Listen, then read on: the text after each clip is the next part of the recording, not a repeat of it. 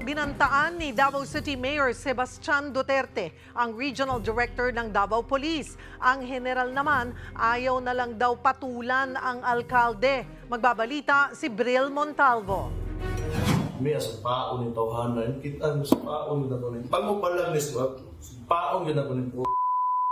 Ganito na lang ang galit ni Davao City Mayor Baste Duterte sa Regional Director ng Davao na si Brigadier General Nicolas Torre III. Sa isang vlog, hindi lang niya minura, binantaan pa niyang sasampalin ang general. Usa na sa mga ambisyon o kinabuhi general nga.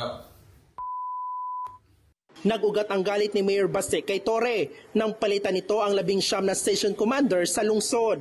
Inalis din ni Torre ang dating police director ng Davao City Police. 3 beses itong pinalitan hanggang sa maitalaga si Colonel Hansel Marantan nang wala raw konsultasyon sa alkalde. Una nang sinabi ni Torre na utos mismo ng Kamkrame ang pag-appoint kay Marantan. Bukod naman sa balasahan, binatikos din ni Mayor Baste ang 3-minute response time strategy na gustong ipatupad ni Torres sa Davao. Ibig sabihin, sa loob lang ng 3 minuto ay dapat makaresponde na agad ang mga pulis.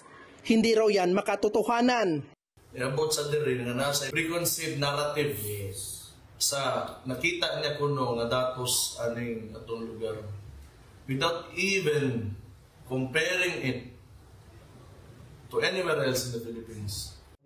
Sa send-off ceremony naman ng Davao City Police para sa security personnel ng Carayon Festival nitong Martes, parehong absent sina Mayor Baste at Torre. Sabi naman ni Torre, hindi na niya papatulan ang mga sinabi ng alkalde. Professional daw siyang pulis. Pero gate niya, magkaiba ang nananakot lang sa taong tinutotoo ang banta. Kinumpirma naman ni Acting City Director Marantan na nag-usap na sila ni Mayor Baste. Yun nga lang, tumanggi siyang magkomento kung aprobado na ang kanyang appointment letter. I don't know. I cannot presume or assume anything. Basta ako, gagawin ko kung ano ang mandate ko na pumunta dito sa Davao City. Para sa One Page, Bril Montalvo, News 5.